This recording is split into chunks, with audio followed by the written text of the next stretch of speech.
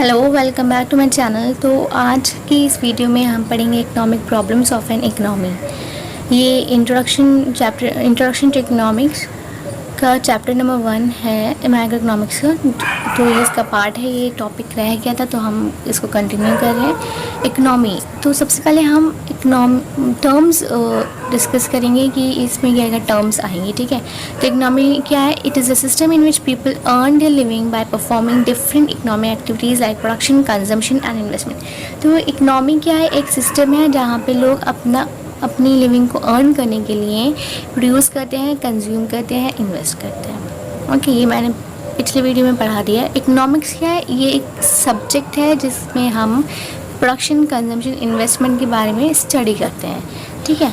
अब आता है स्केर्सिटी। तो स्केर्सिटी क्या होता है? ये एक कमी होती है, किसी चीज़ की कमी होना is means scarcity. It is the basic economic problem or the gap between limited resources and unlimited wants. तो ये क्या है? एक सब जो प्रॉब्लम अराइज होती है वो किस वजह से होती है? स्केर्सिटी की वजह से, ठीक है। तो ये यहाँ पे स्केर्सिटी किस चीज़ की है? रिसोर्सेज की। हमने पढ़ा था पिछले वीडियो में कि अनलिमिटेड रिसोर्सेज जो है वो अनलिमिटेड है, रिसोर्सेज जो है वो लिमिटेड है और वांट्स अनलिमिटेड है। तो इसको फुलफ़िल करने के लिए, वांट्स को फुलफ़िल करने के लिए हमारे पास रिसोर्सेज लिमिटेड होते हैं। तो रिसोर्सेज की हमारे पास कमी है जिसकी वजह से हमें प्रॉब्लम होती है। सपोज़ आपके पास 100 रुपीज़ है, ठीक है। आपको इसमें से आप चाहते हो कि मैं इसमें चॉकलेट भी ख़रीद लूँ, चिप्स भी ख़रीद लूँ, ठीक। बट आप खरीदोगे क्या? जो आपको ज़्यादा पसंद है, ठीक है। रिसोर्सेज आपके पास कम है, ये 100 रुपये हैं, इसमें आप नहीं ख़रीद सकते हो सब कुछ, ठीक है। आप अपनी प्रायोरिटीज़ के हिसाब से, आप अपनी एबिलिटी के हिसाब से चीज़ों को ख़रीदोगे, ठीक है। अब आता है इकोनॉमिक प्रॉब्लम। तो इकोनॉमिक प्रॉब्लम क्या है? It is a problem of choice between the economic resources and unlimited wants and between the allocation of resources which are scarce in nature and have alternative uses. तो scarcity हो गई सबसे पहले। Economic problem क्यों arise होती है? Because of scarcity of resources। और resources और उन्हीं रिसोर्सेज का एक से ज़्यादा यूज़ होता है एट अ टाइम, एक टाइम में, उन रिसोर्सेज का एक से ज़्यादा यूज़ होता है, ठीक है।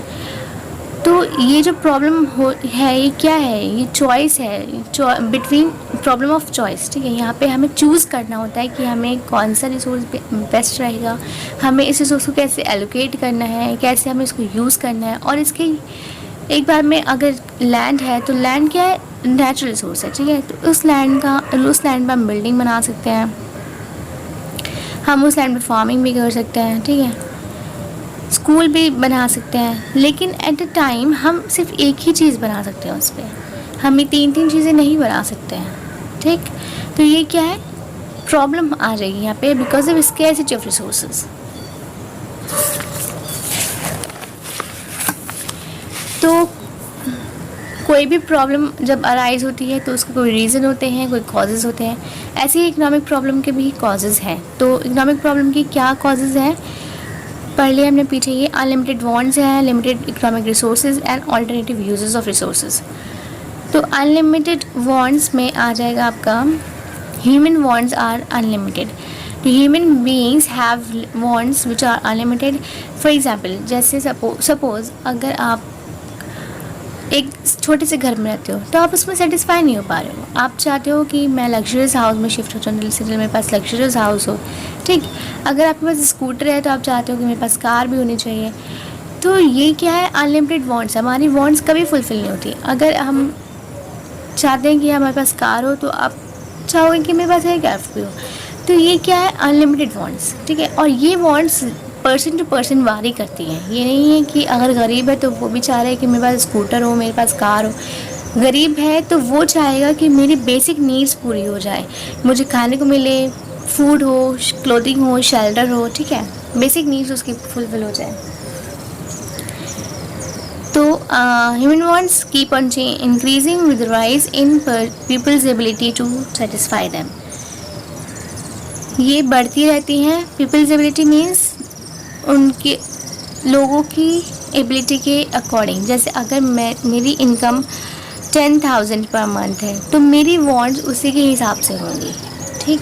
अगर मेरी इनकम बढ़ के हो जाती है 1 लाख तो मैं चाहूँगी कि मैं अच्छा अर्न करती हूँ तो मैं स्मॉल हाउस लग्जरियस हाउस में शिफ्ट होंगी। अगर मेरे पास स्कूटी है तो मैं कार ख़रीद लूँगी, ठीक है। तो मेरी वॉन्ट्स क्या हो रही हैं, राइज़ हो रही है बिकॉज ऑफ मेरी परचेजिंग पावर बढ़ गई है। परचेजिंग पावर मतलब मेरी ख़रीदने की जो पावर है चीज़ों को वो बढ़ गई है, ठीक है।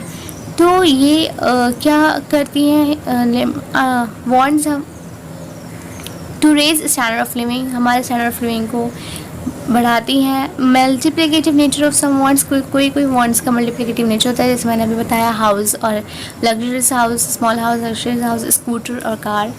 Basic needs of food, water and clothing, ठीक है। डिमॉन्स्ट्रेशन इफेक्ट, डिमॉन्स्ट्रेशन इफेक्ट मतलब कि लोगों को दिखाने के लिए कुछ कोई लोग अपने आप को मेंटेन रखते हैं, ठीक है, कि हम बहुत वेल ऑफ हैं, बट अंदर से क्या होता है, उनकी इतनी इनकम नहीं होती है, लेकिन वो चाहते हैं कि मैं दूसरों को दिखाऊं, सोसाइटी में मेरा स्टेटस हो एक, ठीक है।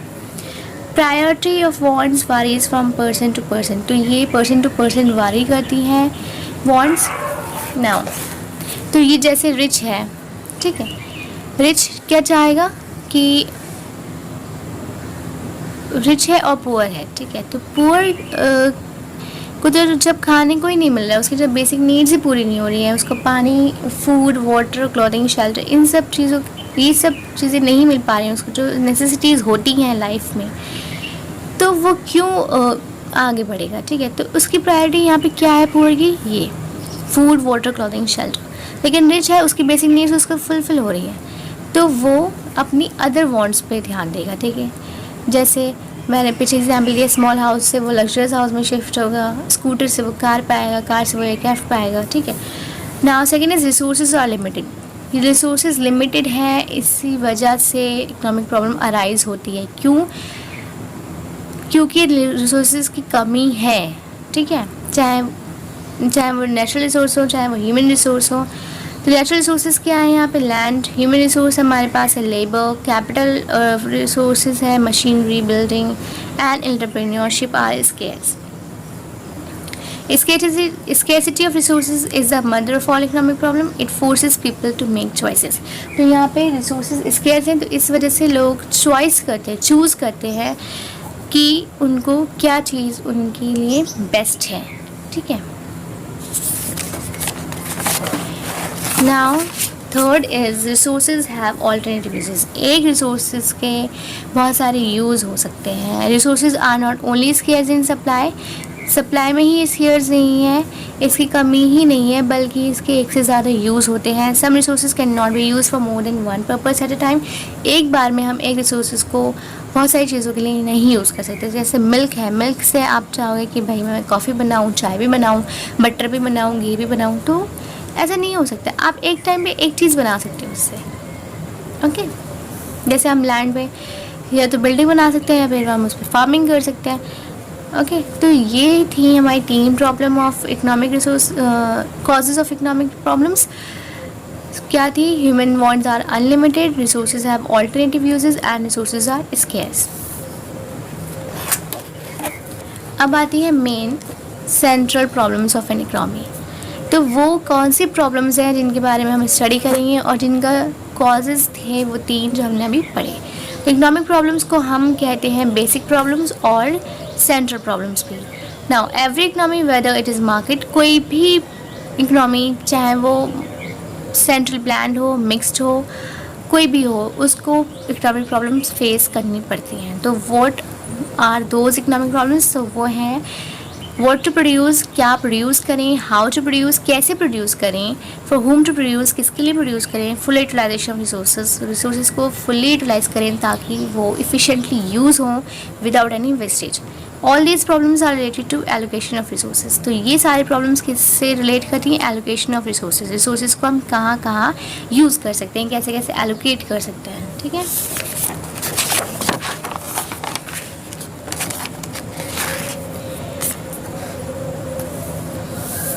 तो आती है सबसे पहली problem, what to produce and how much to produce. तो यहाँ पे what to produce and how much to produce में हम पढ़ते हैं choice between goods and services, services और गुड्स के बीच में चॉइस की हमें कौन सी गुड प्रोड्यूस करनी है और कौन सी नहीं करनी है और कितनी करनी है।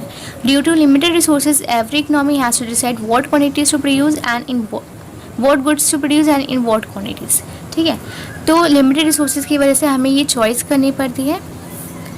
Now, if the means are unlimited, it would lead to the state of salvation, but the means are unlimited and the economy must decide the efficient allocation of its scarce resources so that both output and output mix are optimum. तो अगर यहाँ पे अगर resources unlimited होते हैं तो कोई problem नहीं होती, बट अगर resources limited हैं तो हमें efficiently उनको allocate करना पड़ता है without any wastage, ताकि उनका output भी अच्छा है और वो optimum रहे, कोई भी wastage ना हो, ठीक है, फुली यूटिलाइज हो। An economy has to make a choice of wants which is important for the economy. तो यहाँ पे चूज़ करना पड़ता है। फॉर एग्जांपल, अगर आपके पास आपको क्लॉथ प्रोड्यूस करना है या फूड में से कोई भी राइस व्हीट प्रोड्यूस करना है, तो आपको यहाँ पे चॉइस करनी पड़ेगी, ठीक है, कि किस में रिसोर्सेज कम लग रहे हैं और हमें कॉस्ट भी कम लग रही है, रिसोर्सेज भी कम लग रहे हैं, बट आउटपुट हमारा ऑप्टिमम है।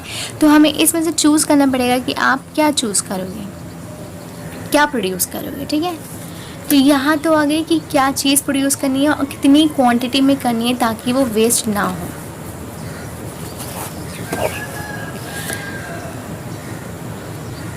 अब आती है how to produce. It involves, ये क्या इन्वॉल्व करती है, choice of technique of production. यहाँ पे हमने डिसाइड कर लिया कि हमें क्लॉथ प्रोड्यूस करना है, ठीक है, तो यहाँ पे अब हमने डिसाइड तो कर लिया कि प्रोड्यूस करना है क्लॉथ, लेकिन कैसे, हम कौन सी टेक्नोलॉजी यूज़ करेंगे, कौन सी टेक्निक हम यूज़ करेंगे। Technique of production which would maximise output and minimise cost should be used. जो कॉस्ट आउटपुट को मैक्सिमाइज करेगी और कॉस्ट को मिनिमाइज करेगी, ठीक है, वो हम टेक्निक यहाँ पे यूज़ करेंगे।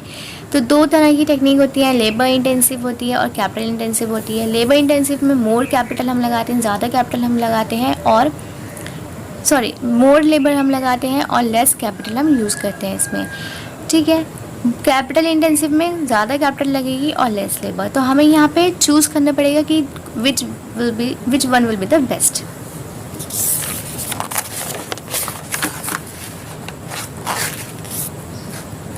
Now the third and last is for whom to produce, किसके लिए हम प्रोड्यूस कर रहे हैं। तो ये क्वेश्चन रिलेट करता है purchasing power of the people, कि कौन सा सेक्शन ऑफ द सोसाइटी हमारी गुड्स को खरीदेगा, कौन से सेक्शन ऑफ द सोसाइटी हमारे गुड्स को नहीं खरीदेगा, और हम किसके लिए प्रोड्यूस कर रहे हैं, किस सेक्शन के लिए हम प्रोड्यूस कर रहे हैं। Goods and services are produce in the economy for those who have the ability to pay them, ठीक है। तो जाहिर सी बात है, आप रह रहे हो सोसाइटी में, इकोनॉमी में आप रह रहे हो, तो बिना चीज़ ख़रीदे आप नहीं रह सकते हो, ठीक है। फ्री में तो नहीं मिलता है कुछ भी, अगर आपको खाना भी खाना है तो वो भी ख़रीदना है। सो यहाँ पे क्या होता है कि इकोनॉमी डिसाइड करती है कि किसके लिए वो प्रोड्यूस कर रही है, रिचर सेक्शन के लिए कर रही है या पुअर सेक्शन के लिए कर रही है, ठीक है। एबिलिटी और purchasing power of people depends on their income. तो यहाँ पे एबिलिटी और परचेजिंग पावर किस पे डिपेंड करती है, इनकम पे, कि उनकी इनकम कितनी है, इनकम के हिसाब से लोग खरीदेंगे। अब अगर रिच है तो वो अगर कोई कार प्रोड्यूस कर रहा है तो हमें पता है, अगर मेरा कार का प्रोडक्शन है तो मुझे पता है कि सिर्फ इसको रिच पीपल ही खरीद सकते हैं। This is for the richer section of the society, poor के लिए नहीं है, ठीक है। पुअर की बेसिक नीड्स पूरी हो जाए वही बहुत है, ठीक। तो the principle of this problem is output of an economy be distributed among different sections of the society in such a way that all of them get a minimum level of consumption. यहाँ पे poor section के लिए government क्या करती है कि कम दामों में वो, ठीक है, मतलब फूड वगैरह प्रोवाइड करती है, राइस। अब जैसे राशन शॉप आप चले जाइए, PDS वगैरह, तो ये सब क्या करते हैं, these are for the poor section of the people. तो ये लोग कम पैसों में लोगों को फूड प्रोवाइड करते हैं, ठीक है। तो ये क्या, इससे क्या होता है, वेलफेयर मेंटेन होता है, ठीक है, to maintain the welfare of the society. Welfare maintain करने के लिए सोसाइटी का ये गवर्नमेंट स्टेप लेती है। बट लेकिन रिच की अदर वांट्स को फुलफ़िल करने के लिए और भी बहुत सारी कंपनीज़ हैं जो उनकी लग्जरियस लाइफ को मेंटेन करने के लिए प्रोडक्ट्स को बनाती है। ठीक है, तो यहाँ पे ये गवर्नमेंट क्यों ऐसा करती है कि वो पुअर सेक्शन का ध्यान रखे, क्योंकि सबको रहना है इकनॉमी में। ठीक है, तो उनके लेवल को मेंटेन करने के लिए कि वो कम से कम वो अपनी बेसिक नीड्स तो पूरी कर सकें, तो इसलिए वेलफेयर मेंटेन करने के लिए ये गवर्नमेंट स्टेप लेती है। ठीक, क्योंकि हमारे इंडियन इकनॉमी जो है वो मिक्स्ड इकनॉमी है। यहाँ पे गवर्नमेंट और प्राइवेट सेक्टर में दोनों मिलकर काम करते हैं। ठीक, तो यही था आज के इस लेक्चर में। अब नेक्स्ट वीडियो में हम पीपीसी पढ़ेंगे। होप आपको मेरा ये वीडियो पसंद आया होगा। अगर आपको मेरा लेक्चर अच्छा लगा है तो लाइक करें, सब्सक्राइब करें, कमेंट में बताइए कि आपको पसंद आया है या नहीं आया है, या कोई क्वेरी है। ओके।